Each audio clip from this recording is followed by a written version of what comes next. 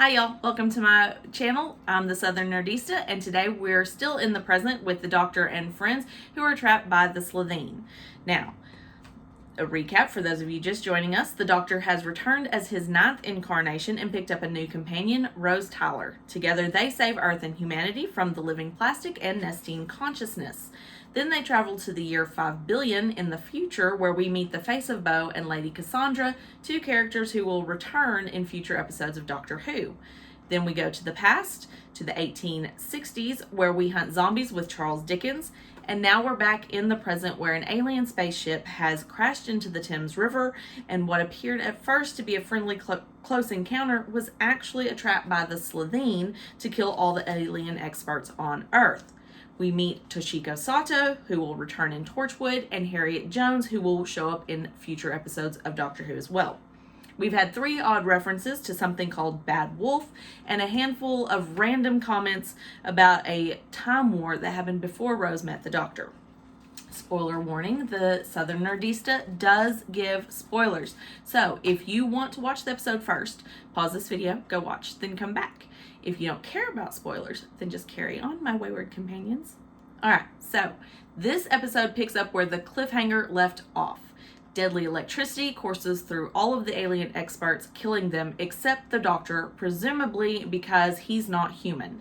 And rather than drag out the resolution, we see the Doctor remove his ID badge from his clothing and stick it to the General, who is in his Slitheen form, before the opening credits roll. When we return, we see that the current is now somehow affecting all of the Slitheen, including Green, Margaret Blaine, who is in the cabinet room with Rose and Harriet, and a police officer who was interviewing Jackie. The Doctor escapes and attracts the attention of the police stationed inside Downing Street. Green struggles but finally removes the electrified badge from the General, who puts his skin suit back on. Nothing to see here, y'all. Mickey shows up to Jackie's apartment, saving her from the Slitheen police officer, who is currently incapacitated. Harriet Jones and Rose rush from the cabinet room with Margaret Blaine in hot pursuit. The Doctor returns with the police, telling them that Green and the General are aliens, but Green tells the police that the Doctor killed all the alien experts. Since they look human again and Green is acting Prime Minister, the police choose to believe Green. The General orders the police to kill the Doctor, but he gets away in an elevator. Harriet Jones and Rose are hiding in an upstairs office. The 3 Slitheen on the premises, the General, Green, and Margaret Blaine, happily hunt the 2 humans for sport. They find them, but the Doctor causes a distraction, and everyone bolts back to the cabinet room. The Slitheen follow, but the Doctor threatens to blow them sky high with a bottle of alcohol and his sonic screwdriver. He asks what their plans are, and the leader, Green, says they're not there to invade, but for business. And he says Slitheen isn't their species, but their family name. Realizing the Doctor is bluffing, the Slitheen prepare to enter the cabinet room when the Doctor barricades himself, Rose, and Harriet inside. But now they're well and truly trapped with no escape route. Content to let the Doctor and friends rot in that room, the Slitheen invite the rest of the family to Downing Street. Away from the humans, all the Slitheen shed their skin suits. Jackie and Mickey hide out in his apartment while the Slitheen officer hunts for her. And in the cabinet room, Rose wonders how the Slitheen managed to fit inside human bodies. The Doctor explains the compression collars around their necks shrink them down enough to fit, but that leads to the gas exchange that causes their constant flatulence. The Doctor learns Harriet's name and can't put his finger on why it sounds so familiar. She claims to be a nobody, a lifelong backbencher. But notice the chair that Harriet is sitting in.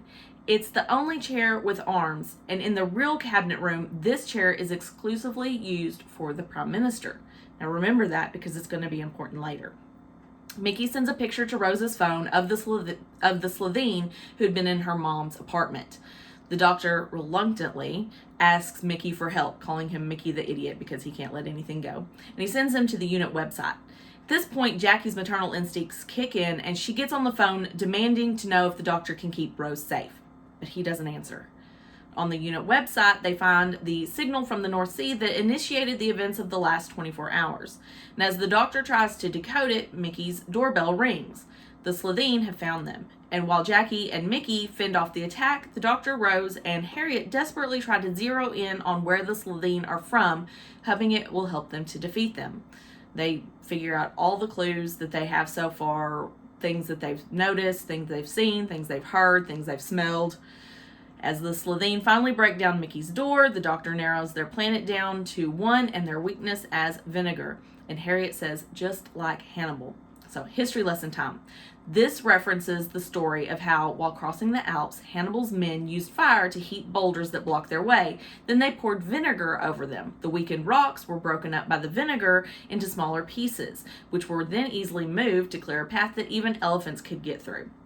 In the kitchen, Jackie chucks everything she can with vinegar into a measuring cup, and when the Slitheen enters, she throws it on him, and he explodes, covering everything like the slime in Ghostbusters. So, the other Slitheens somehow feel his death. Probably has something to do with that same psychic ability that caused the ID badge to electrocute all of them. Green, as acting prime minister, addresses Earth. He tells the media that all the alien experts are dead, at the hands of an alien no less, and there are massive weapons of destruction in the sky waiting to be deployed. No, I didn't say that backwards. That's what they're called in the episode. Massive weapons of destruction. He asks the UN to pass a resolution so the UK can launch a preemptive strike against the mothership that is conveniently right above them. The doctor confronts the Slitheen on the other side of the door.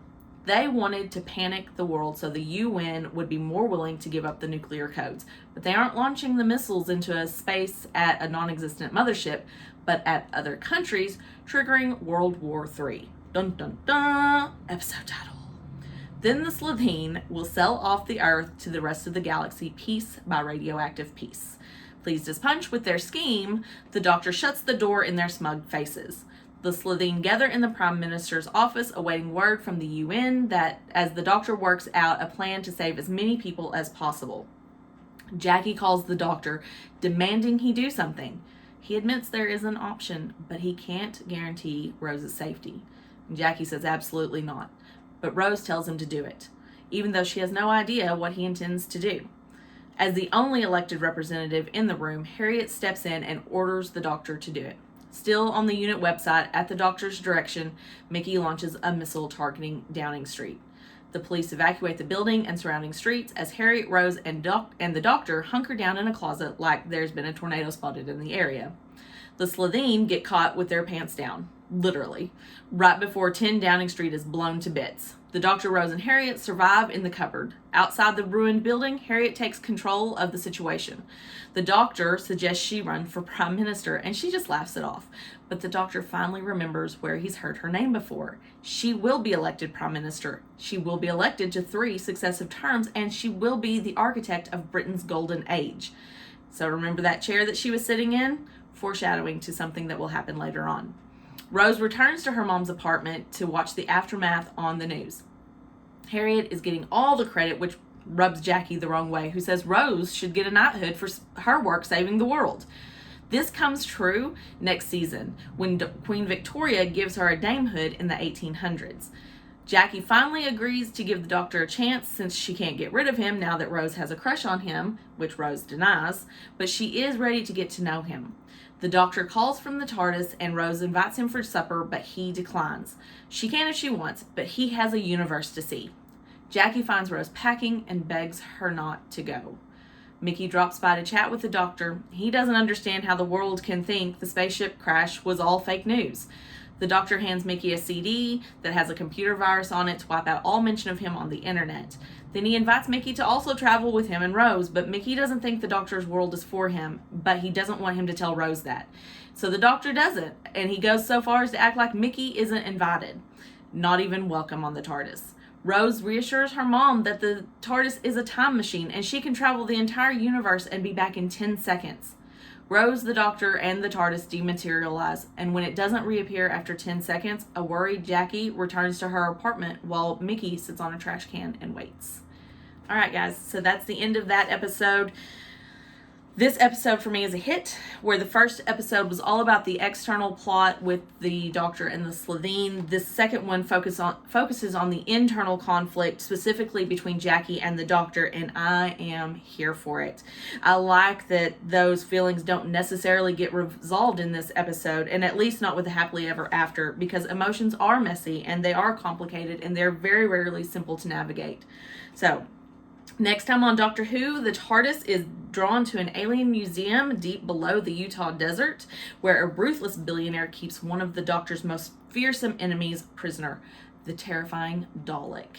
Alright guys, thanks for watching my video. If you liked what you saw, hit that subscribe button below. And remember, you don't have to be an expert to be a fan. See y'all next time. Bye.